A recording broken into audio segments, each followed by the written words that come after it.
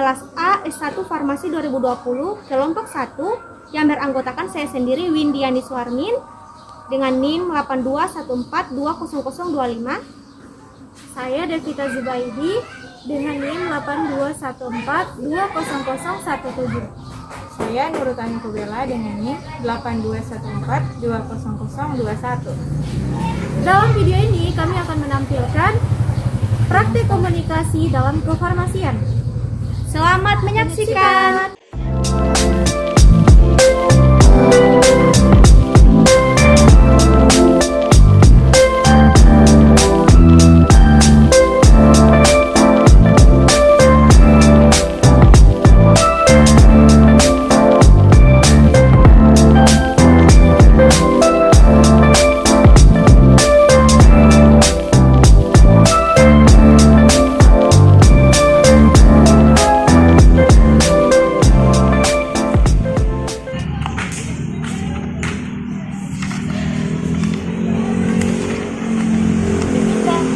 Bagaimana tadi?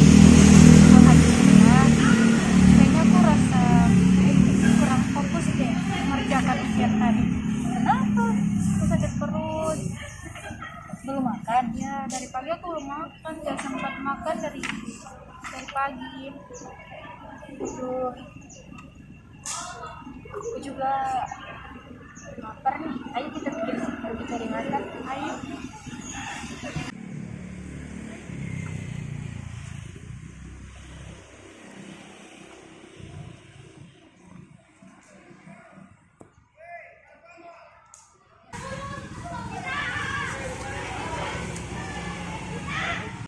Berapa? 5.000 mas. 5.000 tiga? Iya. Mas, banyakin sambalnya ya. Tapi pedis.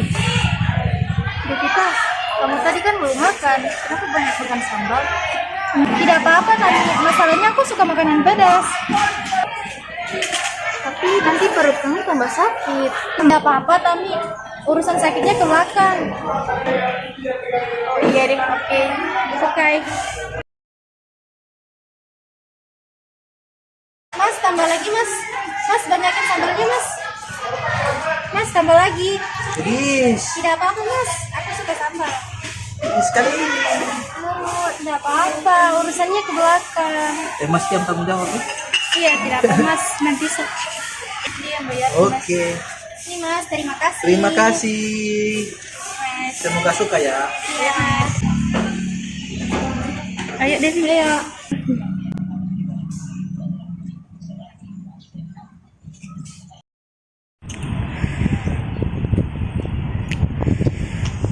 Aduh Tami, ternyata pedes sekali. Benar yang kamu bilang. Ini pedes sekali. Sudah aku bilang tadi, jangan makan yang pedis-pedis. Aduh, tiba-tiba perut aku sakit. Tami, bolehkah kamu antar aku pulang? Ayo, aduh, sekarang. Ayo Tami.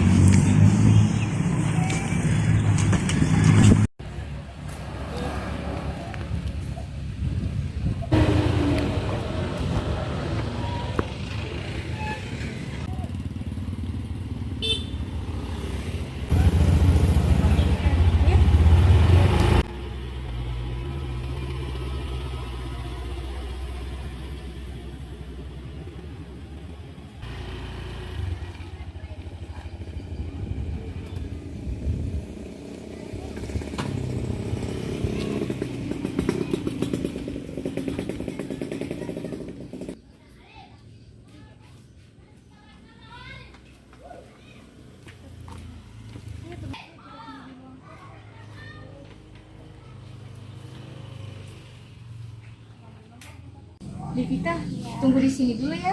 Saya cek dulu ke dalam.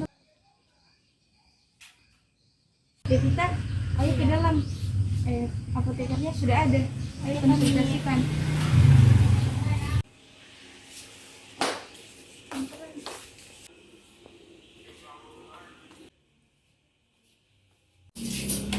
Assalamualaikum. Baik, permisi Ibu, dengan Ibu siapa? Devita Bu. Oh, Devita. Kalau boleh tahu ada yang bisa saya bantu Ibu? Iya Bu. Jadi saya mau konsultasikan tentang keluhan saya sakit perut Bu. sakit perutnya di bagian mana, Bu? Jadi saya merasakan sakit di bagian ulu hati, Bu. Ulu hati. Kira-kira ada gejala lain Ibu alami? Iya, Bu, saya merasakan mual, muntah, serta kembung, Bu. Sudah berapa lama Bu gejalanya? Gejala ini sudah masuk 3 hari, Bu. Sudah.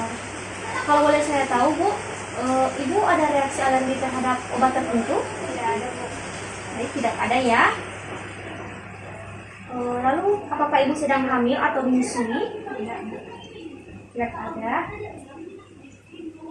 Terus apakah Ibu ada riwayat penyakit lain? Tidak, Bu. Tidak ada ya. Baik, tunggu sebentar ya Bu, saya ambilkan dulu obatnya.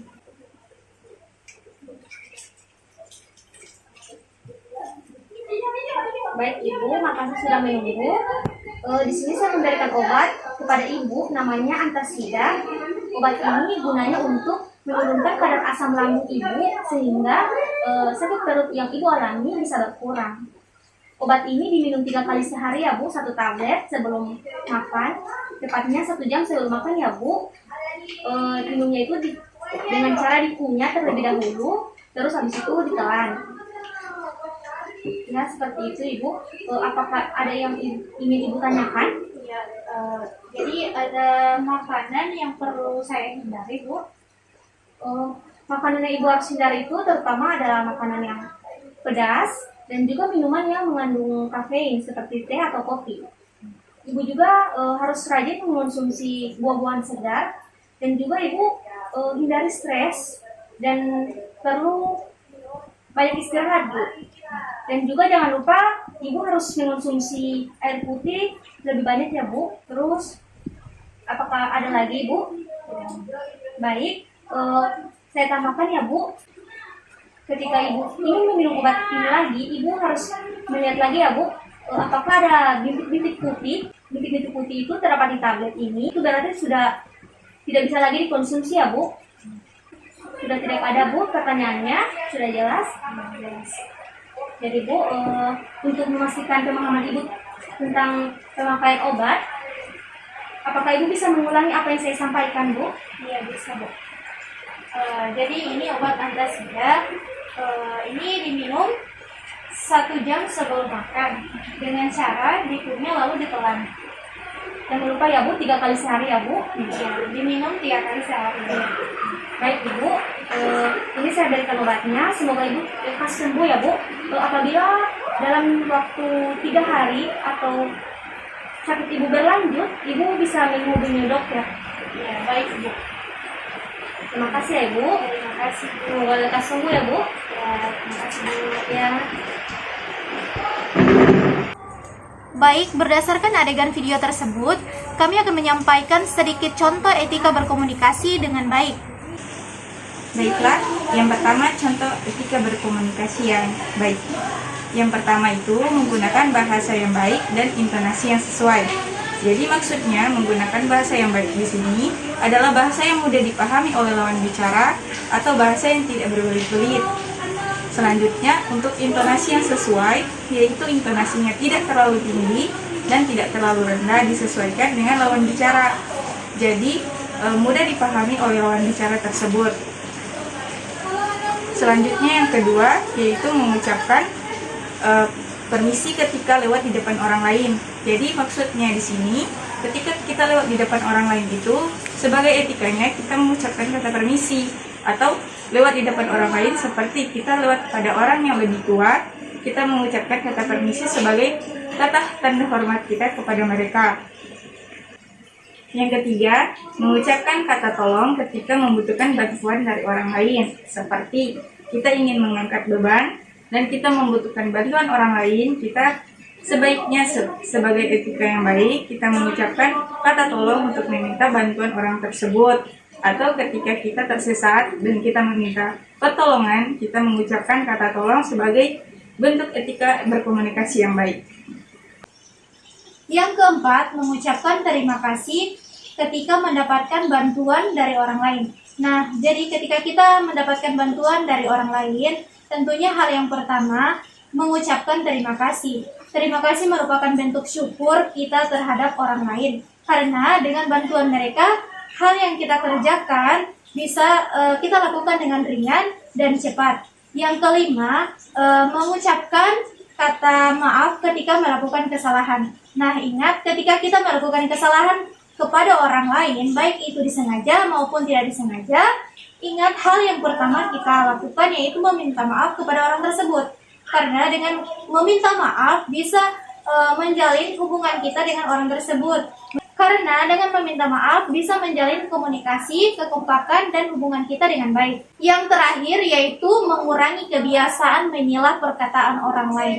Nah, ketika kita sedang berbicara dengan teman kita jangan sekali-kali untuk memotong pembicaraan orang tersebut. Karena kenapa? Ketika kita memotong pembicaraan orang tersebut akan kehilangan fokus. Ketika dia kehilangan fokus, maka dia akan lupa dengan apa yang dia bicarakan. Hal tersebut akan membuat orang itu malas untuk melanjutkan pembicaraannya selanjutnya. Nah, itulah suatu contoh etika berkomunikasi yang baik. Di sini ada sedikit tambahan, komunikasi yang kami gunakan dalam video itu adalah bentuk komunikasi verbal, di mana bentuk komunikasi verbal itu adalah bentuk komunikasi yang disampaikan komunikator kepada komunikan secara tertulis ataupun lisan. Sebagai contohnya itu, komunikator adalah seorang apoteker, sedangkan komunikan adalah seorang pasien. Nah, sekian dari kami. Lebih dan kurangnya kami mohon maaf.